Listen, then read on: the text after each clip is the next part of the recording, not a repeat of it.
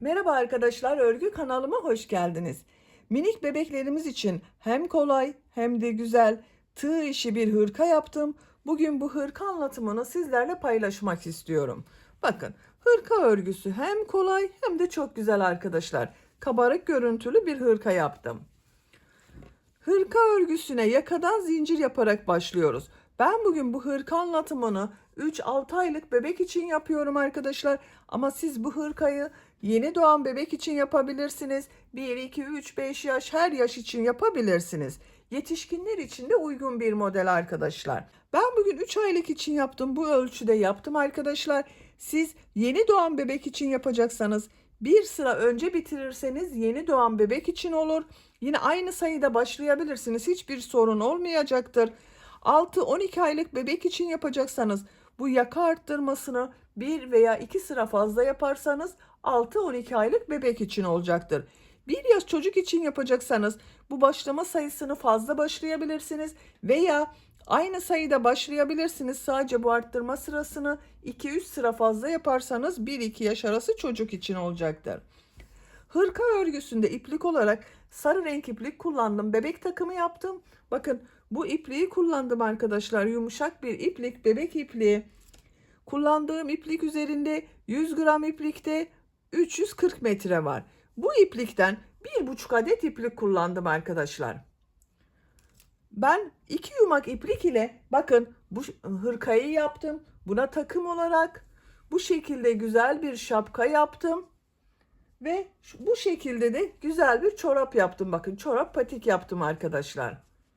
Bakın. 2 iplik kullandım. Bunları yaptım. İplik üzerinde bakın ince iplik olduğu için çok iplik var. 2 yumak iplik kullandım. Eğer sizin ipliğiniz kalınsa en az 3 yumak ipliğe ihtiyacınız var. Bu şekilde bir takım yapmak için. Bakın burada bu şekilde düz model çorap yaptım. Bakın bunun burasını farklı yaptım. Bunu düz yaptım. Hangisinden yapmak isterseniz. Ben bu çorapların ve şapkanın anlatımını yaptım. YouTube kanalıma yükledim arkadaşlar. Siz de bunun gibi güzel bir takım yapmak isterseniz şapka ve çorapların olduğu YouTube linklerini izlediğiniz bu hırka videosunun açıklama bölümüne ekliyorum. Siz izlediğiniz bu videonun açıklama bölümünde bulunan tığ işi bebek şapkası, tığ işi bebek ayakkabı, çorap linkine tıklarsanız bunun gibi güzel bir takım yapabilirsiniz. Bu hırkanın yeleğini de yaptım arkadaşlar. Yeleğin olduğu YouTube linkini de izlediğiniz bu videonun açıklama bölümüne ekliyorum. Biz bugün bu güzel hırkayı yapacağız arkadaşlar. Tığ olarak 5 numara 3 milimetre tığ kullandım. Sizin eliniz sıkıysa 3,5-4 milimetre tığları kullanırsanız daha güzel olur arkadaşlar. Tığ işi örgülerde eliniz sıkıysa yaptığınız örgü hem sert olur hem daha küçük olur. Yaka bölümüne 3 tane düğme yaptım bakın. Buraya 3 düğme yaptım. Bebeğe giydirip çıkarması kolay. Açık olarak bakalım. Arka görüntüsü bakın bu şekilde. Çok güzel ve şık bir görünüyor arkadaşlar. Bitmiş olarak size ölçülerini söylüyorum. Başlamadan önce fikriniz olsun. Bakın kol altından gövde genişliğini ölçüyorum. 24 santimetre. Yüksekliğini ölçüyorum. Kol altından gövde yüksekliği 17 santimetre. Kol yüksekliğini ölçüyorum. Kol altından yükseklik 14 santimetre. 3 aylık bebek için bu ölçüde yaptım arkadaşlar. Ben bunu standart ölçüde anlatıyorum. Bebeğinizin büyüklüğüne ve kilosuna göre bu bebeğinize küçük de gelebilir, büyük de gelebilir arkadaşlar. Bunu unutmayalım lütfen. Bazen yaptığım örgülerde yaptım çok küçük oldu bebeğime diyorsunuz. Bebeğinizin gelişimi iri ise arkadaşlar küçük gelecektir. Benim anlatımlarım standart beden ölçüsüne göre. Ben bugün sarı renk iplik ile yaptım. Bu şekilde güzel bir takım yaptım arkadaşlar. Siz bu hırka örgüsünde istediğiniz marka iplik ve renklerini kullanarak yapabilirsiniz. Her renk ile çok güzel oluyor. İpliği tığı hazırlayalım. Hep birlikte bu güzel hırka örgüsüne başlayalım. Örgü kanalıma abone değilseniz abone olmayı unutmayın lütfen. Örgü kanalıma abone olmak ücretsiz. Örgü kanalıma ücretsiz abone olup orada bulunan zil şeklini dokunarak açık yaparsanız kanalıma video yüklediğim zaman ilk önce size bildirim gelir. Örgülerimden herkesten önce sizin haberiniz olur. İzlediğiniz videolarıma beğeni ve yorumlarınızı yaparsanız çok sevinirim arkadaşlar. Hepinize kolay gelsin. İyi çalışmalar. Örgüye yakadan zincir yaparak başlıyorum. Zincir yapmak için ilk ilmeği ben bu şekilde yapıyorum. Size nasıl kolay geliyorsa öyle ilmek yapabilirsiniz. Zincirleri yapmaya başlıyorum. Çok sıkı zincirler yapmıyorum bakın. 76 zincir yapalım. 76 zinciri yaptım. Bak çok sıkı zincirler yapmadım arkadaşlar. Bu 76 zincirin kaç santimetre olduğunu ölçüyorum. 30 santimetre zincir uzunluğu var. İnç olarak ölçüyorum. 12 inç. Benim yapacağım ölçü için bu yeterli. Siz daha küçük yapmak istiyorsanız bunu 8-10 zincir eksik yapabilirsiniz. Daha büyük çocuklar için yapmak istiyorsanız 8, 10, 16, 20 zincir fazla yaparak istediğiniz büyüklükte başlayabilirsiniz.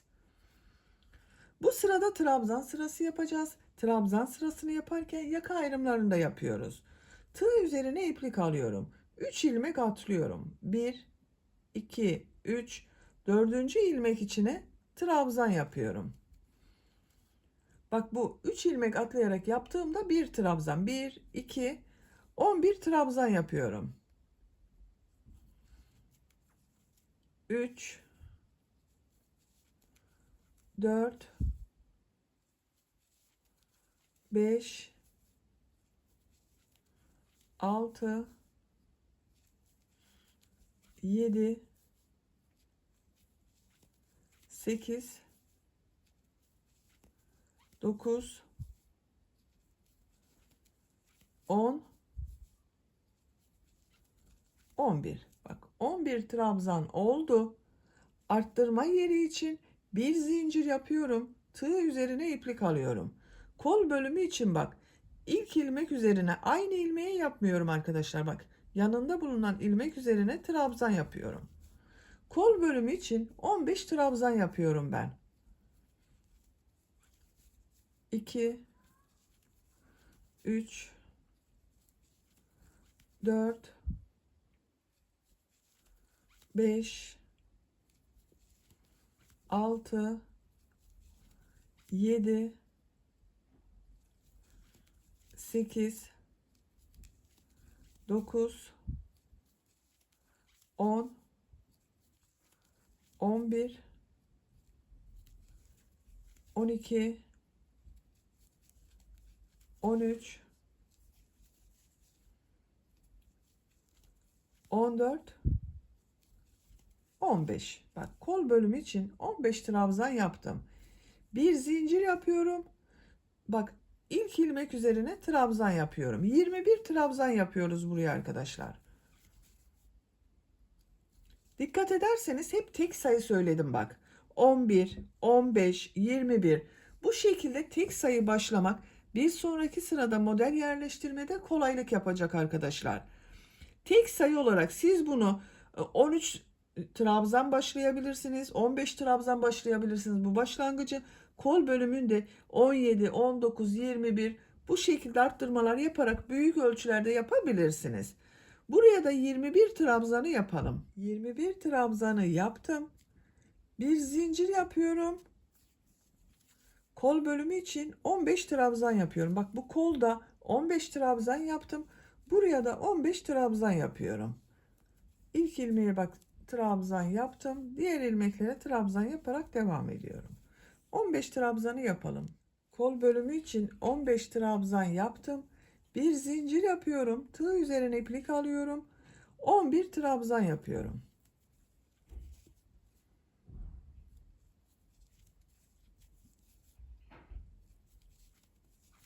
Bak ben burada 11 trabzan yaptım. Buraya da 11 trabzan yapıyorum. Sıra sonuna kadar devam edelim. Sıra sonuna kadar tamamladım. Buraya da bak 11 trabzan yaptım. Bu birinci sırada yaka ayrımlarını yaptık. Bak ön bölümlü kol bölümünü ve arka bölümü belirledik arkadaşlar. İkinci sıradayım. İkinci sırada pıtırcık modeli yapıyorum. Bir pıtırcık modeli bir trabzan şeklinde devam edeceğiz. Bu ikinci sırada pıtırcık modeli yapıyorum. Bir zincir yapıyorum, örgüyü çeviriyorum. İlk ilmek üzerine sık iğne yapıyorum. Tığ üzerine 2 defa iplik doluyorum. İkinci ilmeğe üçlü trabzan yapıyorum. Bak 3 defa da çıkarıyorum. 1 2 3.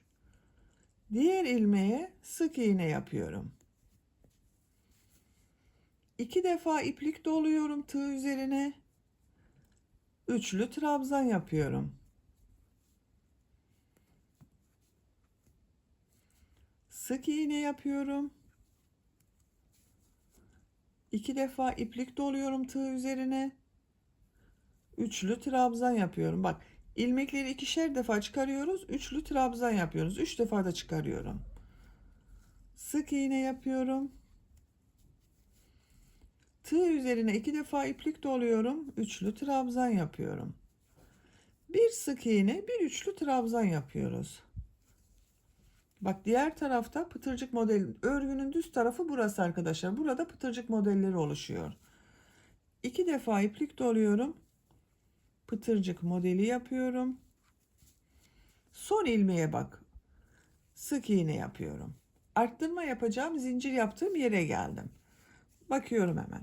1, 2, 3, 4, 5 pıtırcık modeli oldu.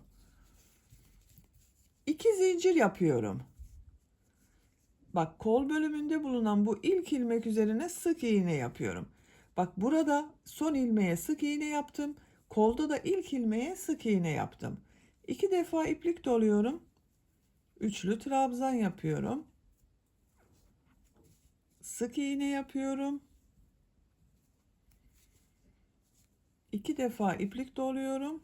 Üçlü trabzan yapıyorum. Sık iğne yapıyorum. Bak pıtırcıkları yapmaya devam ediyoruz. Bu arttırma yapacağımız yere kadar devam edelim. Arttırma yapacağım yere kadar pıtırcık modellerini ve sık iğneyi yaptım arkadaşlar. Bak son ilmek üzerine sık iğne yaptım. Burada bak kolda ilk ilmeğe sık iğne yaptım. Son ilmeğe de sık iğne oldu. Bu yaka başlangıcın tek sayı başladığımız için bakın arkadaşlar böyle güzel denk geliyor. Eğer çift sayı başlarsanız bu sık iğneler denk gelmeyecektir. Kol bölümünde kaç pıtırcık yaptığımı sayıyorum. 2, 4, 6, 7 pıtırcık modeli var. Arttırma yerindeyim. 2 zincir yapıyorum. Bak bu bir zincire atlıyorum. Burada bulunan ilk ilmek üzerine sık iğne yapıyorum. 2 defa iplik doluyorum. Üçlü trabzan yapıyorum. Bak çok kolay arkadaşlar gördüğünüz gibi pıtırcık modeli. Bir sık iğne yapıyoruz. Bir üçlü trabzan yapıyoruz. Pıtırcık modelleri oluşuyor.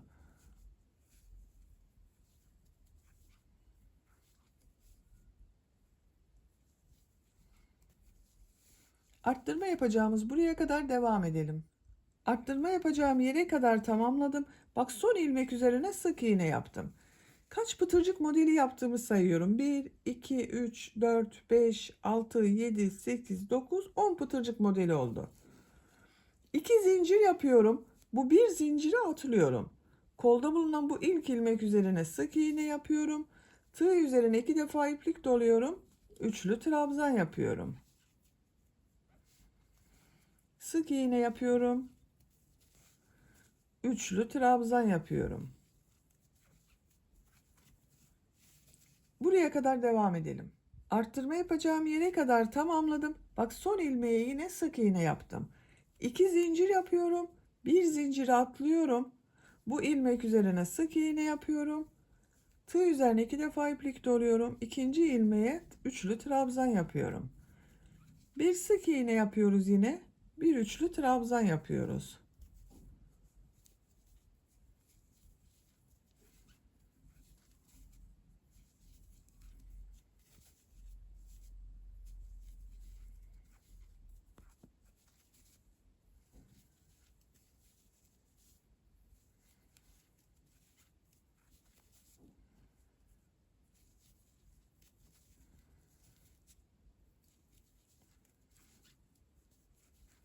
Bak en son üçlü trabzan yaptım. Burada bir alt sırada 3 ilmek atlayarak yaptığım trabzan var. Bu son zincir üzerine sık iğne yapıyorum. Bak sık iğne ile bitirdim. Burada da yine bak 2, 4, 5 pıtırcık modeli var. Burada da pıtırcık modeli 5 arkadaşlar. Kontrol edelim arada bir arkadaşlar, bu pıtırcık modellerini arttırma ve eksiltme yapmayalım. Üçüncü sıradayız. Üçüncü sırada trabzan sırası yapıyorum. Bir zincir yapıyorum, örgüyü çeviriyorum.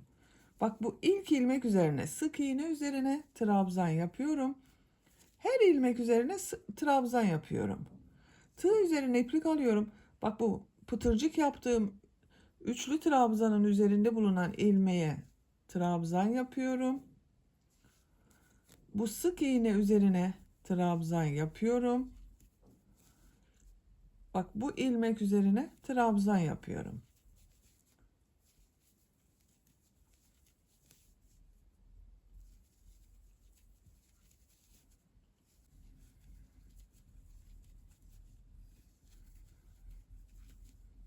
Bak burada bulunan son sık iğnenin üzerine de trabzan yapıyorum. Bakın 2, 4, 6, 8, 10, 11 trabzan oldu arkadaşlar. Bu ilk sırada da 11 trabzan ile başladım. Burada da 11 trabzan oldu. Buradan itibaren arttırma yapıyorum bak. Burada 2 zincir yaptığım arttırma zincirleri var. Bunun üzerine 2 trabzan, 2 zincir, 2 trabzan yapıyorum.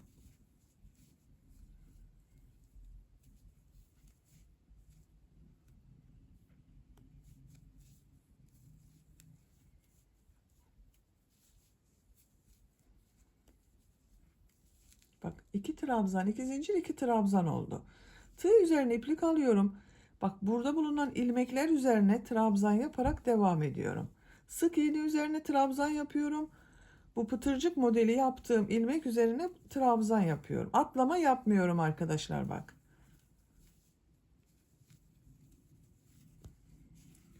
Bu arttırma yapacağımız yere kadar devam edelim. Arttırma yapacağım buraya kadar bak trabzanları yaptım. Bu arttırma zincirinin üzerine 2 trabzan, 2 zincir, 2 trabzan yapıyorum.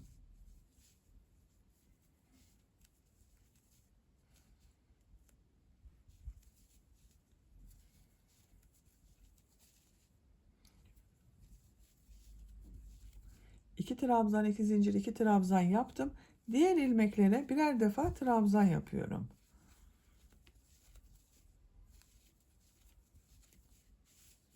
Arttırma yapacağımız buraya kadar devam edelim. Bak buraya da 2 trabzan, 2 zincir, 2 trabzan yapalım. Trabzanlara devam edelim. Bu arttırma yerine de 2 trabzan, 2 zincir, 2 trabzan yapalım. Sıra sonuna kadar tamamlayalım. Sıra sonuna kadar tamamladım. Bak bu arttırma yerlerinde yine 2 trabzan, 2 zincir, 2 trabzan yaptım. Bak yakanın şekli böyle oldu arkadaşlar. Bir sıra trabzan yaptık. Pıtırcık modeli yaptık. Trabzan yaptık. Dördüncü sıradayım. Dördüncü sırada yine pıtırcık modelleri yapıyorum. Bir zincir yapıyorum. Örgüyü çeviriyorum. İlk ilmek üzerine sık iğne yapıyorum. Tığ üzerine 2 defa iplik doluyorum. Üçlü trabzan yapıyorum.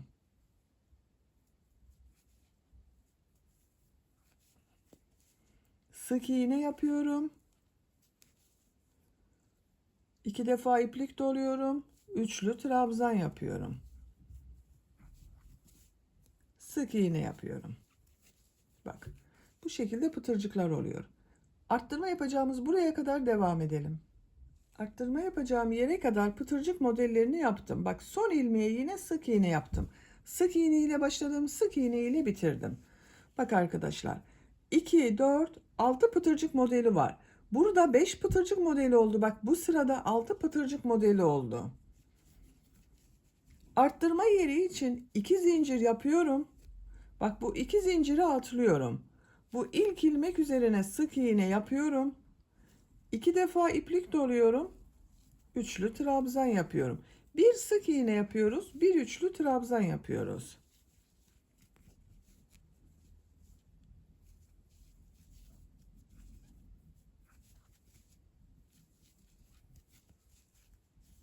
Buraya kadar devam edelim. Arttırma yapacağım yere kadar pıtırcık modellerini yaptım bak. Arttırma yeri için 2 zincir yapıyorum. Bu 2 zinciri atlıyorum. Bu ilk ilmek üzerine sık iğne yapıyorum. 2 defa iplik doluyorum. Üçlü trabzan yapıyorum. Pıtırcık modellerini yapıyorum bak.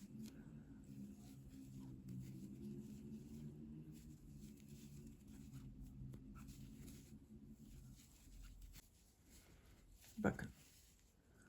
Buraya kadar devam edelim.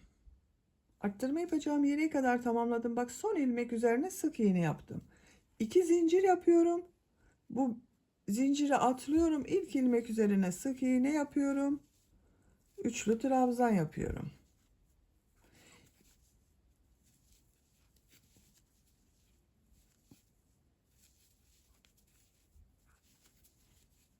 Buraya kadar devam edelim. Arttırma yapacağım yere kadar bak pıtırcık modellerini yaptım. 2 zincir yapıyorum. İlk ilmek üzerine sık iğne yapıyorum. Tığ üzerine 2 defa iplik doluyorum. Üçlü trabzan yapıyorum. Sıra sonuna kadar devam edelim. Sıra sonuna kadar tamamladım. Bak son ilmek üzerine sık iğne yaptım. Bakın. İkinci pıtırcık sırasını bitirdim arkadaşlar. 5. sıradayım. 5. sırayı trabzan sırası olarak yapıyorum. Bir zincir yapıyorum, örgüyü çeviriyorum. İlk ilmek üzerine trabzan yapıyorum.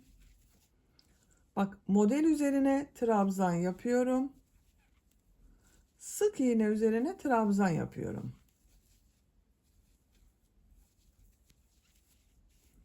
Bu zincir yaptığımız yere kadar devam edelim. Arttırma yapacağım yere kadar trabzanları yaptım. Bu arttırma yerine 2 trabzan, 2 zincir, 2 trabzan yapıyorum.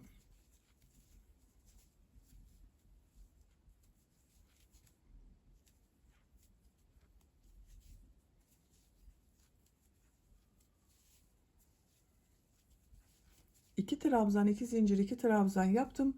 Diğer ilmekleri de trabzan yaparak devam ediyorum. Bakın. Arttırma yerinde 2 trabzan, 2 zincir, 2 trabzan yaptım. Bu trabzan sırası yaptığımız yerde gibi arkadaşlar. Bu arttırma yerlerinde 2 trabzan, 2 zincir, 2 trabzan yapıyoruz.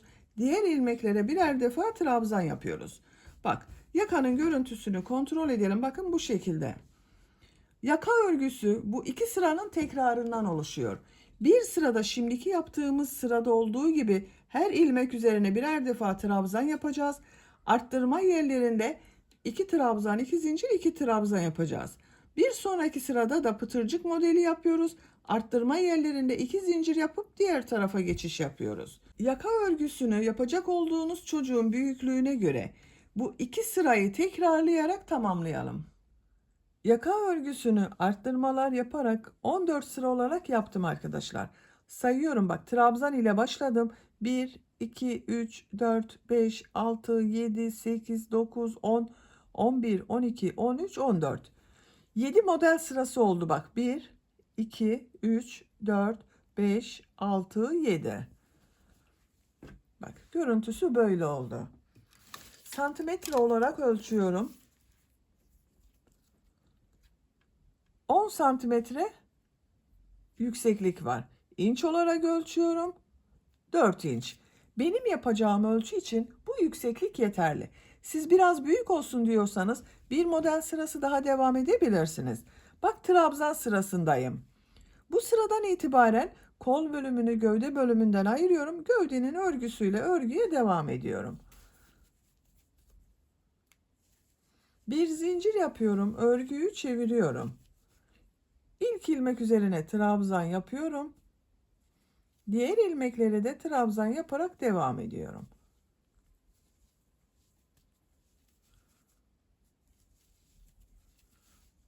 Bu arttırma yaptığımız yere kadar devam edelim. Arttırma yapacağım yere kadar bak ön bölümde trabzanları yaptım. Arttırma yerine ön bölüm için 2 trabzan yapıyorum. Kol altı için 2 zincir yapıyorum. Tığ üzerine iplik alıyorum. Kolda bulunan bak bütün modelleri atlıyorum. Kol ile arka bölümü ayıran bu arttırma yerine Arka bölüm için 2 trabzan yapıyorum.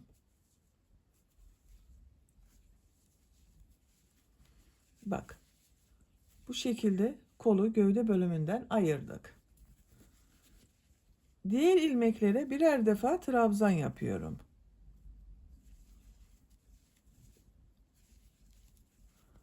Diğer kol altını yapacağımız buraya kadar devam edelim.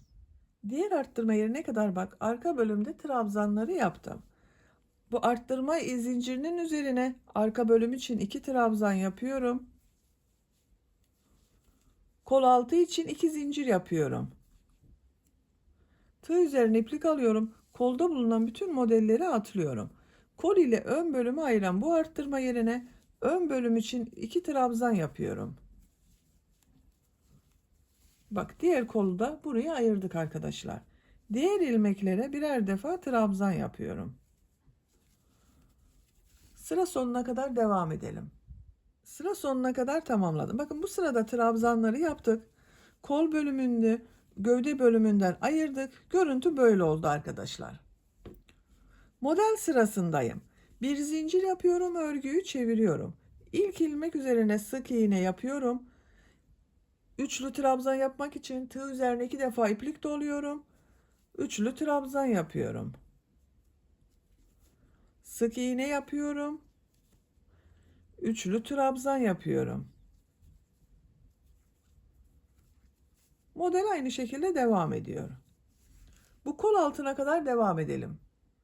Kol altı yaptığım yere kadar bak modelleri yaptım. En son ilmeğe buraya sık iğne yaptım. Kol altında 2 zincir yaptım. Bu 2 zincirin bak ilk zincir üzerine üçlü trabzan yapıyorum.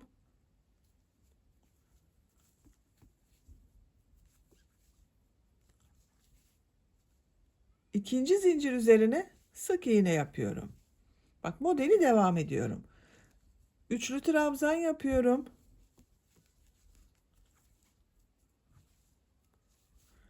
Sık iğne yapıyorum. Üçlü trabzan yapıyorum. Sık iğne yapıyorum. Bak kol altında bulunan zincir üzerine de model yaptım. Diğer kol altı yaptığımız yere kadar devam edelim. Diğer kol altı yaptığım yere kadar bak modelleri yaptım. Burada bak son ilmek üzerine üçlü trabzan oldu arkadaşlar. Bu iki zincirin ilk zincir üzerine sık iğne yapıyorum. İkinci zincir üzerine üçlü trabzan yapıyorum. Bu ilmek üzerine sık iğne yapıyorum. Üçlü trabzan yapıyorum. Sık iğne yapıyorum. Üçlü trabzan yapıyorum.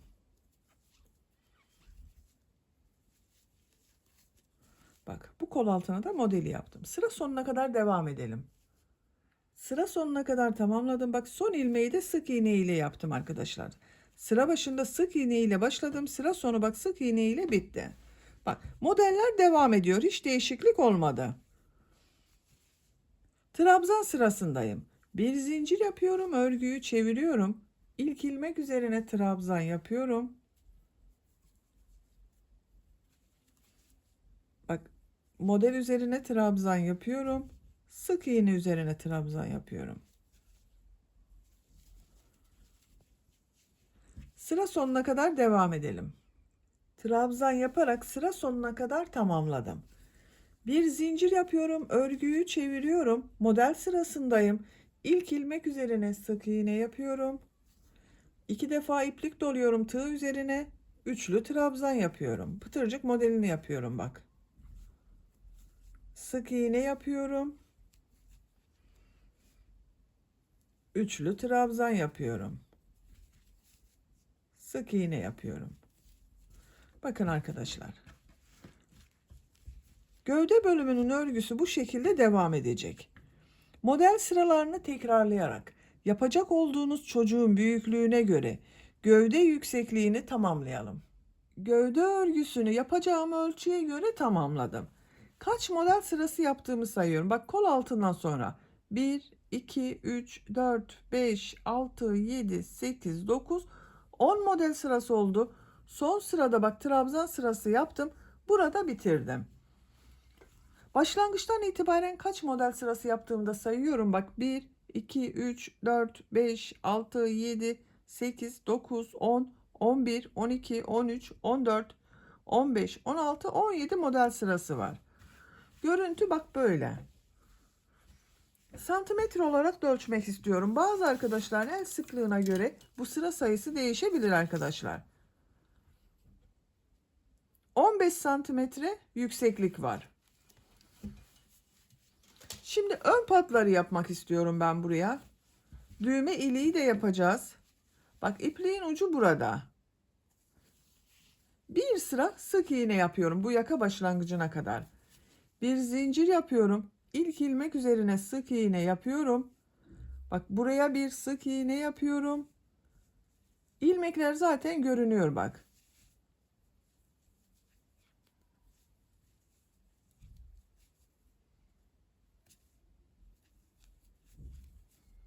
Sık iğne yaparak yaka başlangıcına kadar devam edelim. Sıra sonuna kadar sık iğne yaptım. Bakın arkadaşlar bir sıra sık iğne yaptım.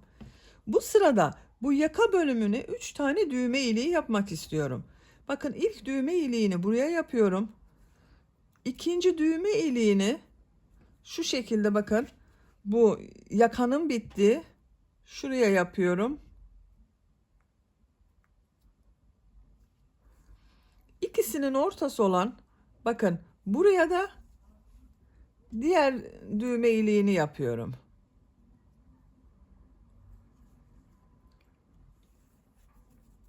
Bir zincir yapıyorum, örgüyü çeviriyorum. İlk ilmek üzerine sık iğne yapıyorum. Düğme iliği için 2 zincir yapıyorum. 2 ilmek atlıyorum, sık iğne yapıyorum. Kaç sık iğne yaptığımda sayalım. Bakın buraya kadar sık iğne yapıyorum. 1 2 3 4 5 6 7 8. Bakın diğer düğme iliği yapacağım yere geldim. Düğme iliği için 2 zincir yapıyorum. 2 ilmek atlıyorum. Sık iğne yapıyorum. Bu iki düğme iliği arasına 8 sık iğne yaptım. Buraya da 8 sık iğne yapıyorum.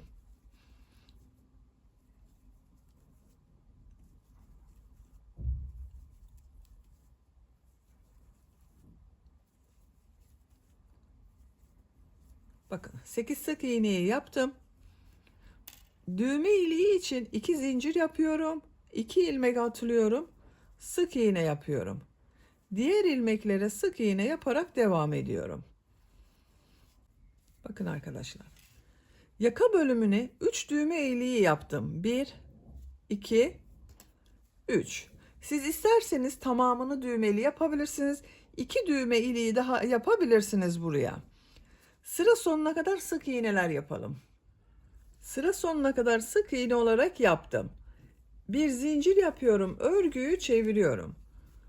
Bu sırada yarım trabzan yapıyorum. Bakın tığ üzerine iplik alıyorum. Aynı ilmek içine trabzan yapıyor gibi aldım. Bir defa da çekiyorum bakın. Yarım trabzanlar yapıyorum.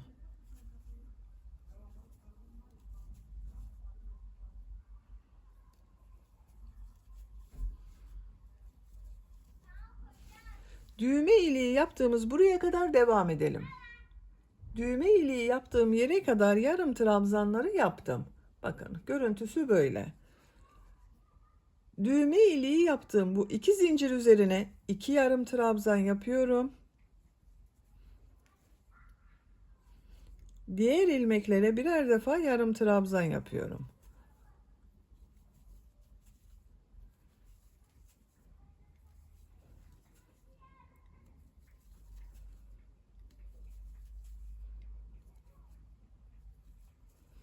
Bakın bu düğme iliğinin üzerine de 2 yarım trabzan yapıyorum. Diğer ilmeklere bir yarım trabzan yapıyorum.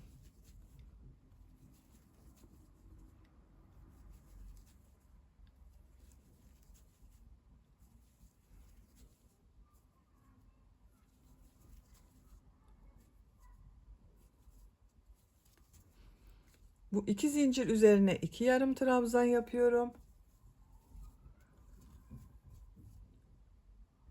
Bir yarım trabzan yapıyorum. Bakın arkadaşlar, bu sırada bu iki zincirlerin üzerine iki yarım trabzan yaptım. Düğme illikleri daha belirgin oldu.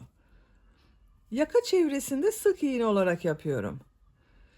Bu ilk ilmek üzerine sık iğne yapıyorum. Bakın diğer ilmeklere sık iğne yaparak devam ediyorum.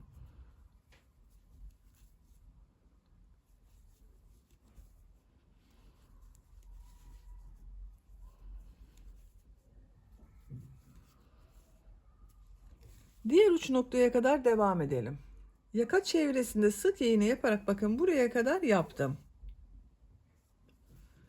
Burada da sık iğnelere devam edeceğiz arkadaşlar. Ama bakın en son sıranın böyle düzgün görünmesi için ben bu ipliği burada bekliyorum. İpliğin diğer ucunu bakın çıkardım. Buradan 2 sıra sık iğne yapıyorum. Daha sonra 3. sırayı bu iplik ile devam ediyorum. Bakın şu ilmekten ilmek yapıyorum. Bir zincir yapıyorum. Sık iğne yapıyorum. 2 sıra sık iğne yapacağız.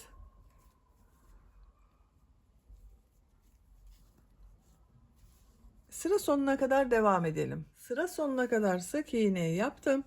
Bir zincir yapıyorum. Örgüyü çeviriyorum.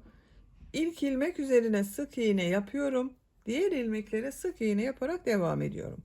Yine sık iğne sırası yapıyorum. Sıra sonuna kadar devam edelim. Burada düğme iliği yapmıyoruz arkadaşlar. Bakın düğme iliğini buraya yaptım. Burayı düz yapıyoruz. Sıra sonuna kadar sık iğneyi yaptım. Bakın 2 sıra sık iğne yaptım arkadaşlar. İpliği kesiyorum.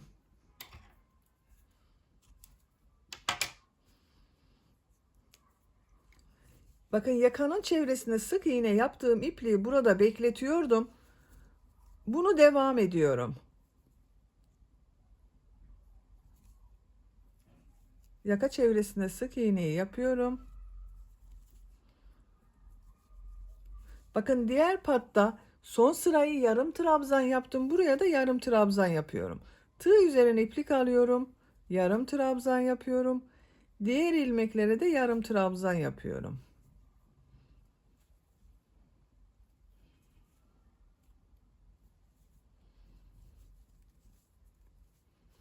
Sıra sonuna kadar devam edelim. Üçüncü sırada yarım trabzan yaparak bakın sıra sonuna kadar tamamladım.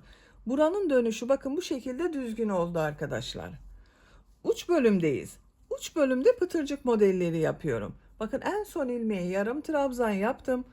Bir sık iğne yapıyorum. 2 zincir yapıyorum. Bir sık iğne yapıyorum. Bir ilmek atlıyorum. Bir sık iğne, 2 zincir, bir sık iğne yapıyorum. Bir ilmek atlıyorum. Bir sık iğne, 2 zincir, bir sık iğne yapıyorum.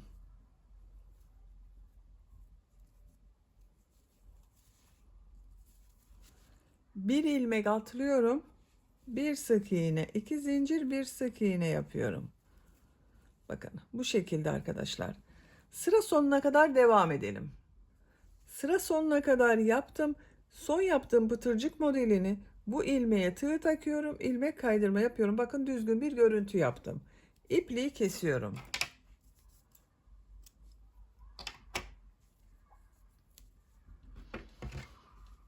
Bakın arkadaşlar gövde bölümünü bitirdik. Bu şekilde oldu. Buraya da düğmelerini dikip kullanabiliriz. Şimdi kol örgüsünü yapalım. Kol örgüsüne kol altından başlıyorum.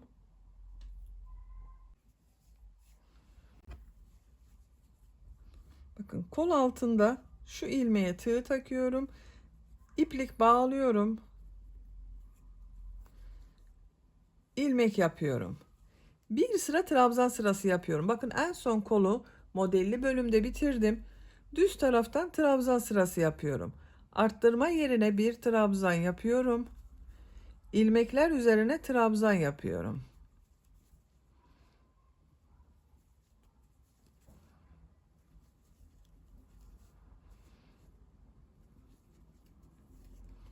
Sıra sonuna kadar devam edelim. Sıra sonuna kadar yaptım. Arttırma yerine bir trabzan yapıyorum. Kol altında yaptığım ilmek ile ilmek kaydırma yaparak birleştiriyorum. Bakın bir sıra trabzan sırasını yaptım. Şimdi model sırasındayım. Örgüyü çeviriyorum. Tığ üzerine 2 defa iplik doluyorum. Bu ilk ilmek üzerine üçlü trabzan yapıyorum. Sık iğne yapıyorum. Üçlü trabzan yapıyorum. Sık iğne yapıyorum. Üçlü trabzan yapıyorum. Sık iğne yapıyorum. Bakın arkadaşlar, bir alt sırada modelle üst üste gelmesine dikkat edelim. Modelleri kaydırmayalım görüntü için. Sıra sonuna kadar devam edelim. Sıra sonuna kadar yaptım. Bakın en son buraya bir üçlü trabzan yaptım arkadaşlar. Bu ilmeğe sık iğne yapıyorum. Bakın sık iğne ile sırayı bitirdim. Sıra başında üçlü trabzan yaparak başladım. Sıra sonunda sık iğne ile bitirdim. Bu ilmek ile ilmek kaydırma yaparak birleştiriyorum.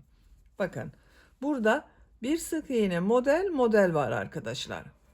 Görüntüsü böyle oldu. 2 zincir yapıyorum. Trabzan yapıyorum.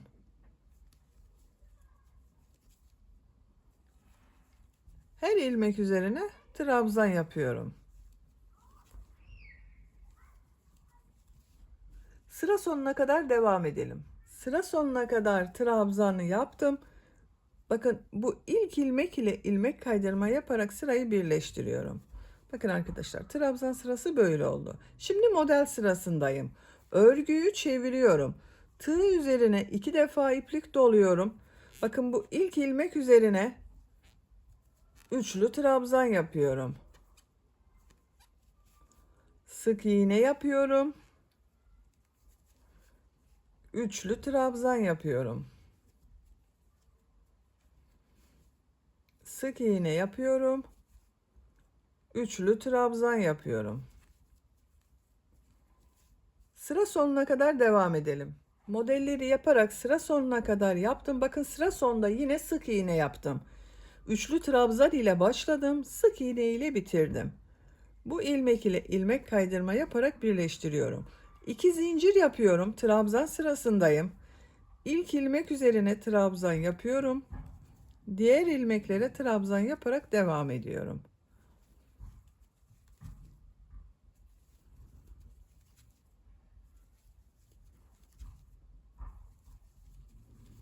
Bakın arkadaşlar bu şekilde.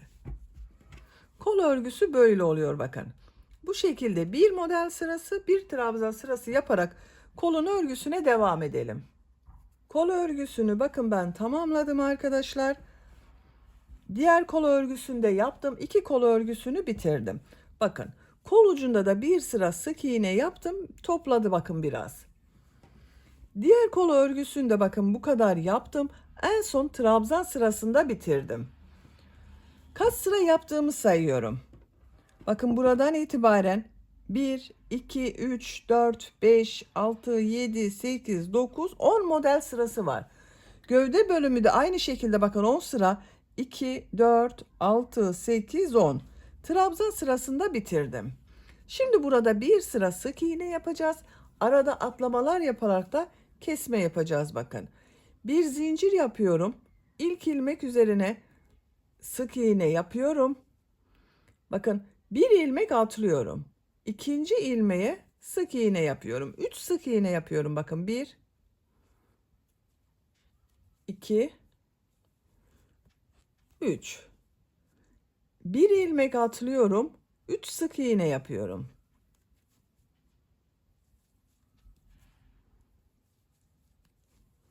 Bir ilmek atlıyorum. 3 sık iğne yapıyorum. Bakın bu şekilde. Sıra sonuna kadar devam edelim. Sıra sonuna kadar tamamladım. Bu sırada bir ilmek atladım, 3 sık iğne yaptım. Bir ilmek atladım, 3 sık iğne yaptım. Son ilmeği ilk yaptığım ilmek ile ilmek kaydırma yaparak birleştiriyorum. İpliği kesiyorum.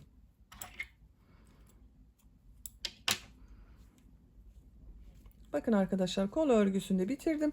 Dediğim gibi ben diğer kolu da yaptım. Siz de bu kolu başladığımız gibi başlayıp diğer kolu da aynı şekilde yapabilirsiniz.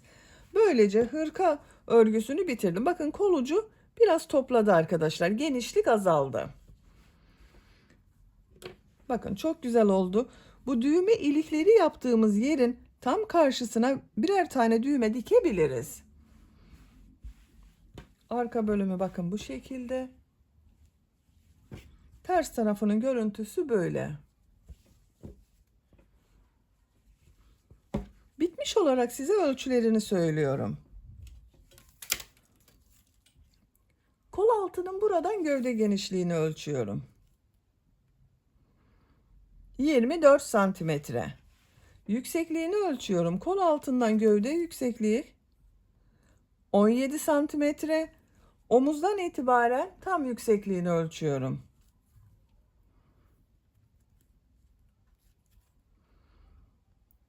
29 santimetre. Kol yüksekliğini ölçüyorum. 14 santimetre kol yüksekliği var arkadaşlar. Ben bugün 3 aylık bir bebek için yaptım arkadaşlar. Bu büyüklükte bir hırka oldu bakın. İkinci yumak iplikten de bu kaldı. Bir yumak ipliği bitirdim. İkinci yumak ipliğe başladım arkadaşlar. Beni dinlediğiniz ve izlediğiniz için hepinize çok teşekkür ederim. Örgü kanalıma abone değilseniz abone olmayı unutmayın lütfen. Örgü kanalıma abone olmak ücretsiz. Örgü kanalıma ücretsiz abone olup orada bulunan zil şeklini dokunarak açık yaparsanız kanalıma video yüklediğim zaman ilk önce size bildirim gelir. Örgülerimden herkesten önce sizin haberiniz olur. İzlediğiniz videolarıma beğeni ve yorumlarınızı yaparsanız çok sevinirim arkadaşlar. Sizlerle yeni örgülerde görüşmek dileğiyle. Hoşça kalın, sevgiyle kalın.